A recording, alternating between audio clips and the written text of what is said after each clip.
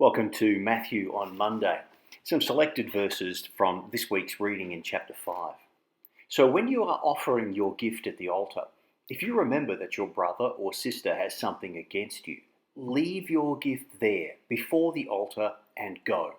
First be reconciled, make peace with your brother or sister, then come and offer your gift. A little later, Jesus says, "Do not swear at all, either by heaven, for it is the throne of God, or by the earth, for it is his footstool, or by Jerusalem, for it is the city of the great king. And do not swear by your head, you can't make one hair white or black. Let your word be yes, yes, or no, no. Anything more than that comes from the evil one." Well, good morning again, everyone, and welcome to Matthew Monday or Matthew on Monday. And what we're doing throughout this year is endeavouring to just have another little bit of a dig into something that you might not have thought of in this week's gospel reading. And you've just heard the reading from Matthew for this week. And I'm with Delma Lovell, who's our minister in Maryborough. G'day, Delma. Hi, Phil. Hi, everyone. I am just loving the background. The church building in Maryborough is such a delight. I know it's difficult to maintain our heritage buildings, but it's a beautiful worship space. It is. Yes, it's 141 years old. Okay, so you need to get an extension on this placement to be there for the 150th. So let's jump into Matthew, and it's a strange little compilation of things, but I wanted to pick up on the idea of forgiveness, which I seem to find right throughout Matthew's gospel. I think Matthew, perhaps from his own background, has an understanding of what it is to be accepted and forgiven. I don't know. That's guesswork, I suppose. But it starts off with that thing about if you have a disagreement, something, whatever, between you and somebody else, you need to get that right before you come to the altar, before you try to approach God, get that right. What does that say to you? How does that spin out for you? Well, I think it's very thought-provoking that the whole concept of, well, don't give your offering just because, and I mean, that's what I talked to you previously about, is that overarching theme, the way I see it, of God doesn't really care how we live, the offering that we give, how much prayer we do, how much Bible study we do, and all those Christian spiritual practices. What God really cares about is what's on our heart and what's in our heart, which is how we treat other people, which comes then to the forgiveness thing. So it's really thought-provoking, that concept of, don't worry about that offering. That offering's not important. What is important is that you actually go and speak to those people that you may have hurt, and offer your forgiveness. Because, Jesus' ministry was a ministry of reconciliation, is the way I see it. And reconciliation is that forgiveness, working through those steps to reconcile, to make things right, bring everything together. And it's God reconciling God to the world, a ministry of reconciliation. And that's what God calls us as a church, as Christians, to do, reconciling God to the world. I find the language really interesting. And as you well know, I am no scholar of Greek or Aramaic. But it seems to me that in the translations, what Jesus is saying is, I want you to go and make peace with somebody, reconcile to that person. He doesn't say, I want you to go and prove that you're right and they're wrong. Which is the default setting for so many of us in the church. Instead of making peace and seeking to be reconciled to one another, we do this. And so I go to you and I point out where you're going wrong. And I hope that you'll just go, yes, you're right, Phil. And then that'll be okay. And that's not what he's talking about, is it? No, that's not what he's talking about. It is the making peace, reconciling.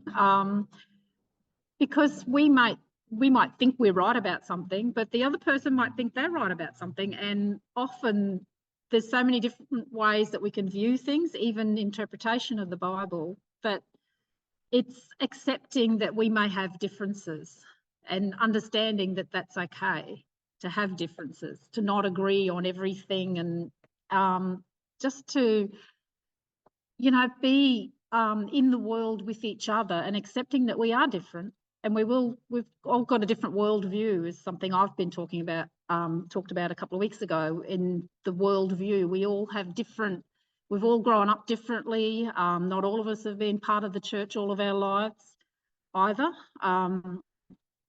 And we've all had different things happen to us, and that all affects us in how we view the world and how we view other people as well, and how we might view ourselves. And so that then can impact on how we interact with other people, how we live out our faith. So that can interfere with our concept of reconciliation, because the world says you don't reconcile. You actually go up to that person and do exactly what you said. But you also then, you might want to retaliate sometimes as well if someone's done something really hurtful or painful. But that's not what Jesus is saying. Jesus is saying, go up and make peace, reconcile.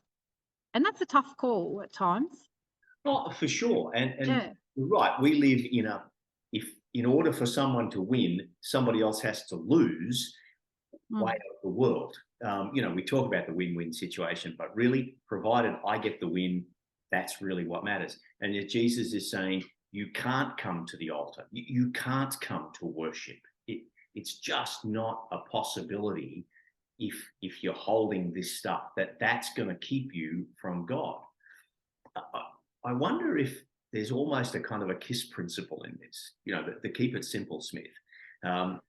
Because at the end of the passage for the week, and Jesus has spoken about some really complicated issues and things that maybe were culturally significant there that we struggle with today.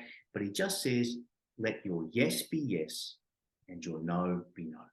And that will be the simplest way to a life of integrity that says everything I do, the stuff with God, the stuff with other people, that will all be integrated. There'll be an integrity in that if you're pretty straightforward in everything you do. Yes is yes and no is no. And there it is. I wonder if there's, in the complexity of our living, there's some powerful lesson in that just goes, this is what we're doing and this is how I live. What do you think? Well, yes, because it goes into about our promises, the things, vows, promises, the things that we might promise to do, but we may not even have an intentions of doing it. We just do it to keep to keep the other person happy. So it's that being definite about, well, I'm not sure whether I can help you with that or whether I'll have time to do that, instead of saying, yes, I'll do that, and then not coming, following through and being able to do it because things happen. But it's having that, okay, I'm not sure whether I can do that, and letting people know that, so that it doesn't become this promise that you keep breaking because you've said you're going to do something and you don't do it.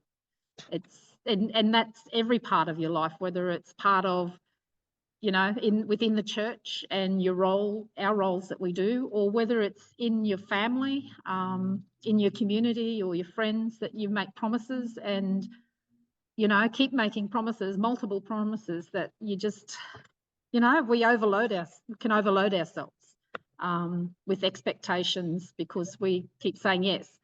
But I love what you just said about what can I do and commit to that. And that will be, and again, keep it simple. What are the things that I can do? And as a middle-aged white bloke, I love to fix things. I'm one of those guys, and I need to stop and go, no, this isn't something I can fix. But my yes will be yes, to commit with you, to be at peace with you, to reconcile with you, and that will be part of my experience of our life together in God.